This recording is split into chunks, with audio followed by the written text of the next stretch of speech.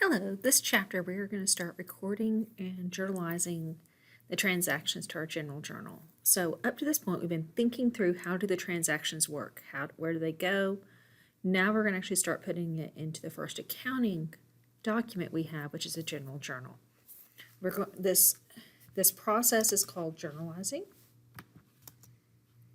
and they are put in chronological order. So that means they are put into date order as they happen. This is the general journal. Here's where we record the date. We'll put the account title it's going into, what told us that this is happening. This is going to be used later, not just yet. And then this is our T-chart, debit and credit. So we'll record it as a debit or credit depending on how it's been recorded on a T-chart. So in the general journal is an accurate representation of the chronological order of things that happen in a business. This is a double entry accounting. That means each transaction is going to at least have two transactions. Now, what that means by double entry is the credits and debits are going to have to match, total up to be the same amount. You may end up with 3 debits and 1 credit, but the totals of that transaction is going to be the same. At the beginning, we are going to have just 1-to-1, 1 debit, 1 credit each time on a non-challenge problem basis. The business paper from which the information is obtained is called the source document, and so it could be obtained from a check, and we'll use C to represent check. It can come from an invoice describing something that is sold. It can come from a sales invoice or sales ticket or sales slip. It could be from a receipt or received money in, and it can be from a memorandum or just something you documented in office. It could be from a calculator tape. So let's go ahead and do these transactions. You'll see these are the same transactions we've been working with for the last 2 chapters. We've been slowly going through the process of understanding how these transactions work. Now we're going to go through the process of recording them onto a general journal. So we did last chapter where we received cash from owner as an investment. We documented the fact that it was $2,000 that came from cash as a debit, and it was also a $2,000 increase for the capital for the owner's equity. Now, the way this is going to be journaled, we put the date where we got from here, and then we are going to put we received the investment from owner.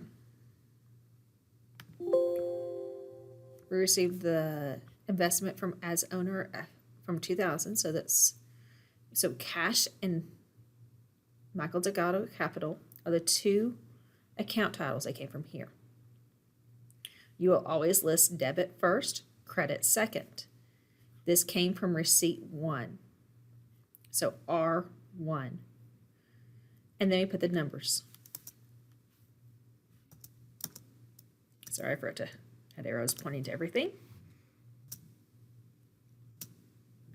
It will automatically indent for you when you put the number in your credit column. So don't worry about indenting this. This will happen automatically with the computer. And the source document was the last thing. So we paid cash for supplies. So again, we're going back to the same idea from last chapter. We had supplies was our debit, cash was our credit. Now let's see how that looks on the general journal.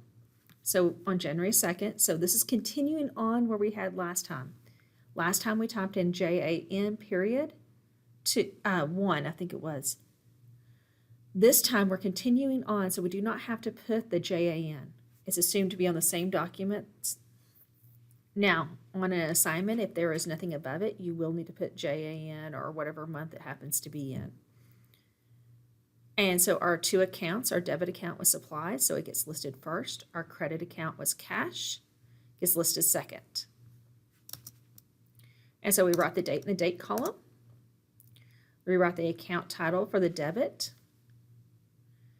in the first row, and we put the total. Then on the next line, we'll indent about 1 centimeter and write the title cash. But again, on the computer, it will indent for us when we put the total in the credit column. And then we're going to write the source document number.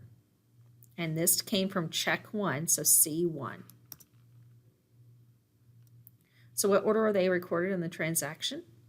They are recorded by date.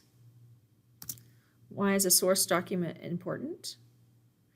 It lets us know where to go back and verify the accuracy for that specific journal. So we need to know what's happening. We need to go back to that. So the 4 parts to the journal are the date, debit, credit, and source document.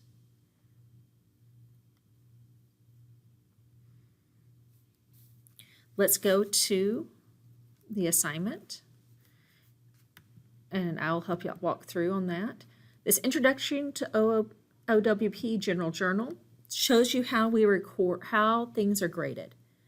And so you will go through here, and here's the picture. You may want to unpin it because this will give you everything that you need to go throughout this process. It's going to give you all the information, January transaction, code of accounts. So you can unpin it and help you by taking it down.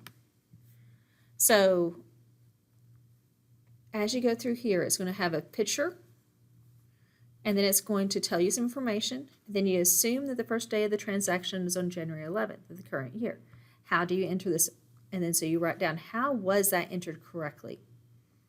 How many spaces do you need to indent for the account title for part 2 of the transaction? So it'll be up here. We'll tell you what you need to do. So do you press 5 spaces? Do you none?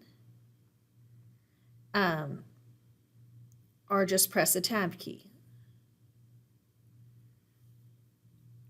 True or false? Answer those questions, and I'm not going to go through and answer those. I want you all to do those on your own. Ask me questions if you have problems.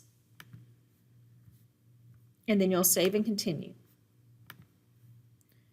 And then you'll do the next part of the work together. We'll do that part together. So we received cash from owner as an investment.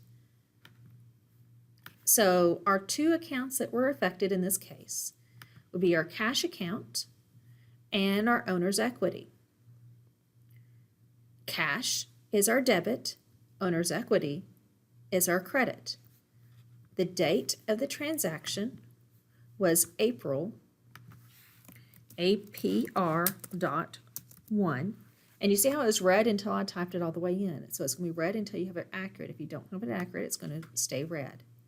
So the two account titles that we had cash and owner's equity. And so our cash account is our debit, so cash is listed first. I always fill my account titles in first. And so the owner's equity was Norma Dirks, comma, capital.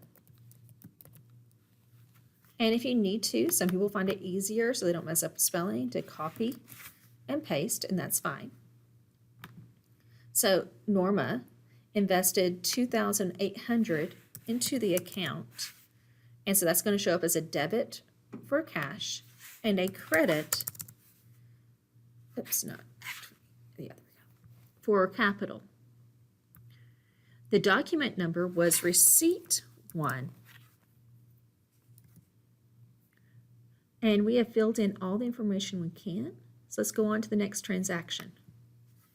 On April 2nd, so this is the second entry, so I don't have to type in April, we paid cash for supplies. So cash went down, so that's going to make it our credit. And supplies went up, so that is our debit. And that was from check 1. And the amount we paid was $415.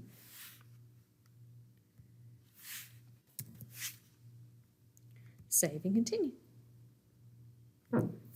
And so now you'll do that on your own for this transaction.